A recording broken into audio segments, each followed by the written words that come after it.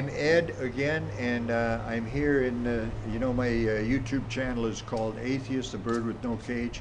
But what I'm going to talk to you about today has nothing to do with the issue or the name of the YouTube channel. It has nothing to do with atheism or religion or any of that stuff. But it's more about the fact that I live here in Mexico, and today, as you can see, I'm outside of our house, looking with my back to the house, and which is different from the the videos I've done in the past. Okay, my wife Glenn and I live in Mexico, as I've already mentioned, and I want to tell you a little story about living in Mexico.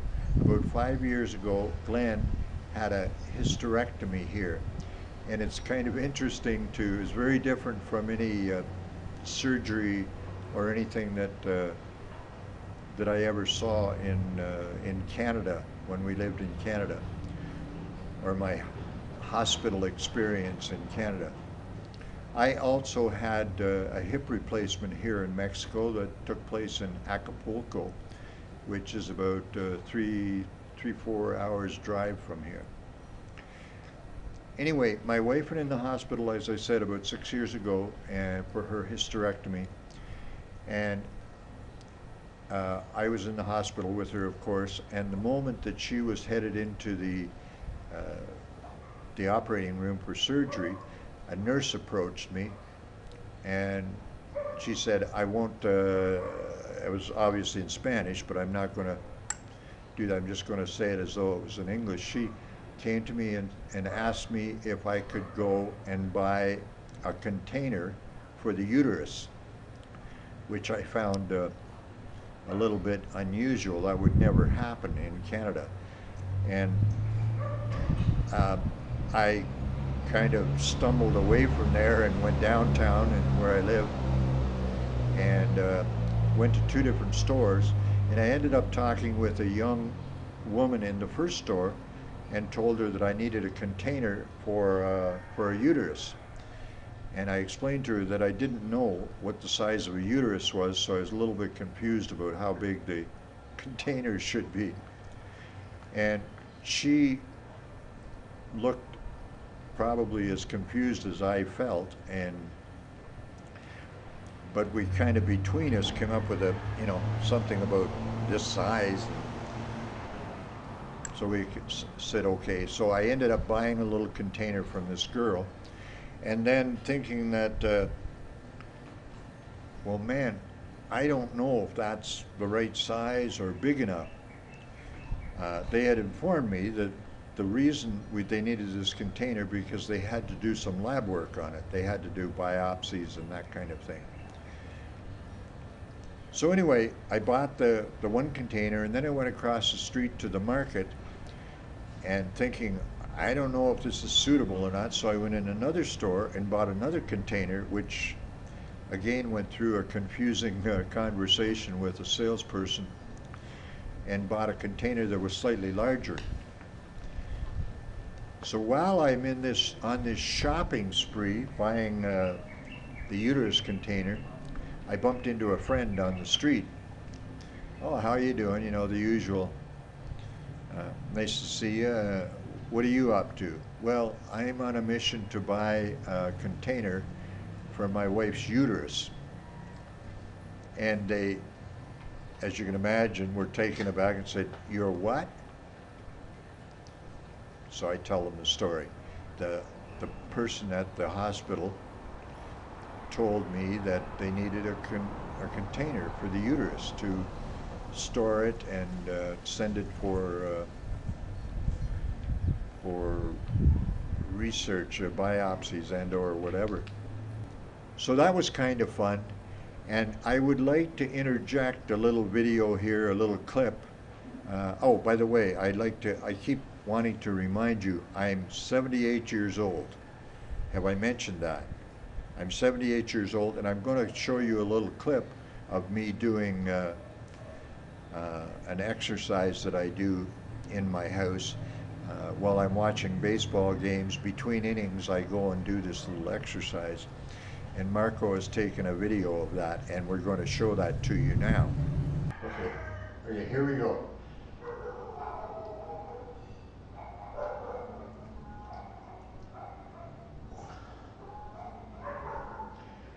Okay, that's it. Okay, we saw that video, so I'll tell you the rest of the story. That was most of the story, but I ended up with these two containers and went back to the hospital and looked up the nurse that I'd been talking to, and I asked her which one of these was suitable, and she picked one. I think she picked the larger one of the two and took that, and so that was it. And to the rest of the story just is the fact that my wife had this hysterectomy. Everything went well. They did the biopsy, and I won't go into the results of the biopsy or anything like this, but that was 6 years ago, and she's doing very well. The other thing I just want to mention is that I also had surgery, hip surgery, in Acapulco, as I mentioned once. Just tell you a little wee bit about that. And that was a really interesting thing because I had no idea what was going to happen. And I did this surgery, or they did this surgery in Acapulco with, I think it's called an epidural, where they give you this thing and your whole body goes numb sort of thing, and they actually, I was awake for the whole hip replacement thing. And it was interesting. I was drugged just enough that I was totally fine with this whole thing. I heard the saw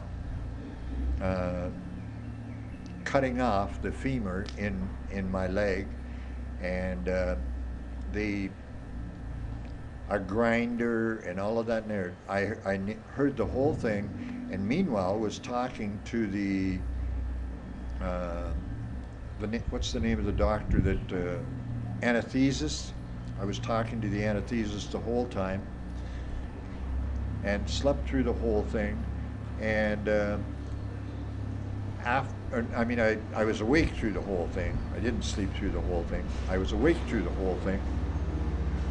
And after it was all over, then I fell asleep in the recovery room and woke up in my bed back in the hotel room. That happened in Acapulco, and as I said,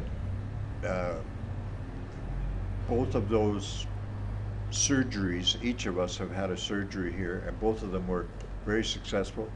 Glenda was in great shape for her surgery, so within a week she was doing her walking and probably going to the gym within 10 days and all of that stuff that she usually does. And I had a great recovery, a little bit slow. I still use a cane, but that's fine because all the pain was taken away with that hip.